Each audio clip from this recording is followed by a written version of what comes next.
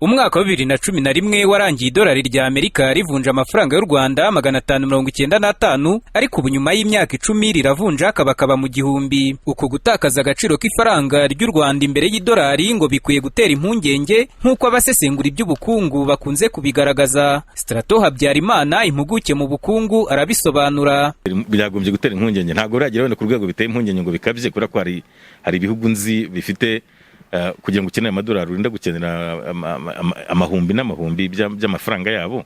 Mu Rwanda ntabwo turagera kuri urwo rwego, ariko biteye impungenge kubera ko niba biri kugenda bizamuka kandi bikazamuka noneho mu buryo busa naho bukomeza, impungenge rero biteye nuko iyo bikomeje kugenda bizamuka bituma n'ibiciro by'ibintu tuhaha ku isoko bizamuka. Umunyarwanda ibintu ahaha ari byaba ibyo kurya, byaba essence. Mu kiganiro n'abanyamakuru gisobanura imiterere ya politiki y'ifaranga mu gihembwe cya gatatu cy'umwaka wa 2021, Banki Nkuru y'u Rwanda yasobanuye ko gutakaza agaciro k'ifaranga ry'u Rwanda imbere y'idolari bifitanye isano n'uko iby'u Rwanda rutumiza mu mahanga bikomeza kwiyongera kuruta ibyo rwoherezayo. John Rwangombwa ni guverineri wa Banki Nkuru y'u Rwanda.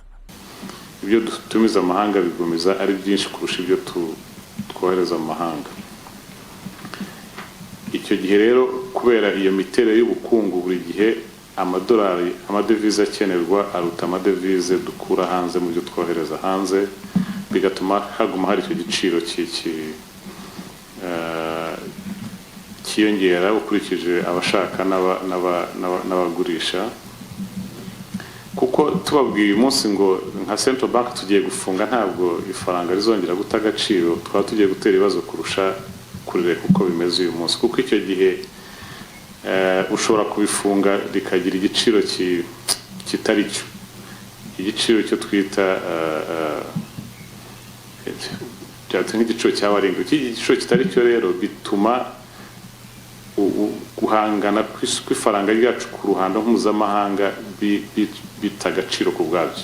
Mu mezi 9 y'uyu mwaka wa 2021, ifaranga ry'u Rwanda ryatakaje agaciro imbere y'idolari kuri 2.58%, igipimo kiri hasi ugereranyije na 3.72% byariho mu mwaka wabanje. Kuba iki gipimo cyo gutakaza agaciro k'ifaranga ry'u Rwanda cyaragabanutse mu mezi 9 ashize, Banki Nkuru y'u Rwanda igaragaza ko byatewe nuko ibyoherezwa mu mahanga birimo icyayi, amabuye y'agaciro, imboga n'indabo byazamutse ku gipimo cya 58.8%, mu gihe ibitumizwa hanze byo byazamutseho 12.7%. Ibi byatumye icyuho hagati y'ibyoherezwa hanze n'ibitumizwayo kigabanukaho 3.2%. Banki Nkuru y'u Rwanda yizeza ko igihugu kizakora ibishoboka byose ku buryo gutakaza agaciro k'ifaranga ry'u Rwanda imbere y'idolari bitazahungabanya ubukungu bw'igihugu. John Rwangombwa, guverineri wa Banki Nkuru y'u Rwanda, niwe ukomeza. Nubwo ari uko bimeze, ariko mu rwego rw'ubukungu muri rusange ntabwo ari ikintu kiri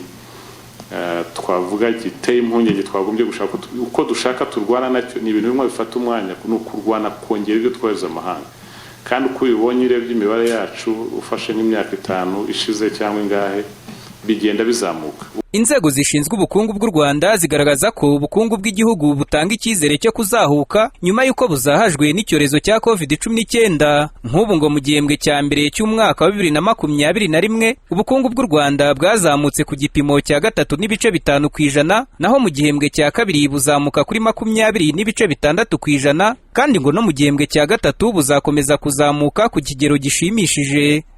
Daniel Hakizimana, Flash TV.